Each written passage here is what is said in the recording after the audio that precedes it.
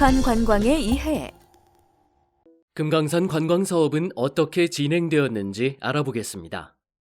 1998년 11월 18일 826명의 관광객과 승무원 등 1000여 명을 태운 여객선 금강호가 동해항에서 역사적인 첫 출항을 하였습니다. 금강산 관광은 관광 시작 7개월 만인 1999년 6월 20일 우리나라 관광객 A씨가 북한 환경감시원에게 귀순 공작을 했다는 이유로 북한 당국에 억류되면서 첫 위기를 맞았는데, 이는 A씨가 남측에 살고 있는 탈북자 이야기를 꺼낸 것이 원인이었습니다. 이 사건은 김대중 정부가 우리 관광객 억류에 대한 항의의 의사표시로 금강산 관광을 중단하고, 한편으로는 석방협상을 진행하여 4일 만에 A씨를 송환하고, 현대 측과 북한이 베이징에서 유사 사건의 재발 방지를 위한 관광 세칙과 신변 안전보장 합의서를 체결한 후 사건 발생 45일 만에 금강산 관광이 다시 진행되는 것으로 마무리되었습니다. 당시 금강산 관광 비용이 60만 원 이상이었는데, 이는 동남아 관광 비용과 비슷하거나 오히려 높은 수준으로 금강산 관광 상품의 가격 경쟁력이 취약했습니다. 또한 초기 이산 가족 및 북한의 호기심이 있던 관광 대기 수요가 소진되고 나서 새로운 수요를 창출하는 데 어려움을 겪었습니다. 이러한 사업의 완전 중단 위기에서 김대중 정부가 남북협력기금법에 근거하여 금강산 관광 경비를 보조하기 시작함으로써 금강산 관광은 다시 활기를 띠게 되었습니다. 금강산을 방문하기 위한 행정 절차도 간소화되었으며 방북 승인 절차 간소화 등 관련 규제를 대폭 완화하였습니다. 2002년 11월에 북한이 금강산 지역을 금강산 관광특구로 공식 지정하였고, 이에 따라 주식회사 현대아산은 금강산 관광지구의 토지에 대해 2052년까지 50년간 이용할 수 있는 장기 이용권을 북측으로부터 확보하였습니다.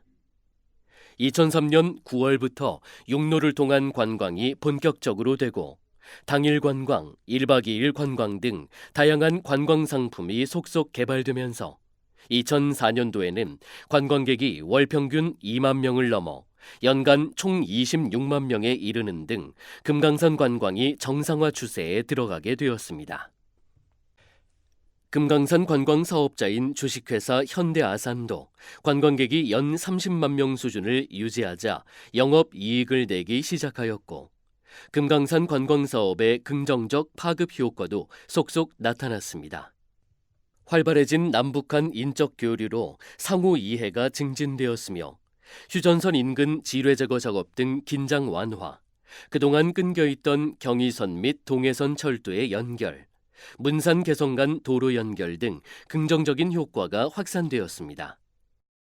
2008년 7월 금강산 관광을 위해 금강산 비치호텔에 투숙해 있던 우리 측 관광객 1명이 아침 산책 중에 북한군 초병이 쏜 총격으로 사망하는 사건이 일어난 후 정부는 우리 관광객의 금강산 관광을 잠정 중단하였고, 사건에 대한 철저한 진상규명 및 북한 측의 사과를 요구하였습니다.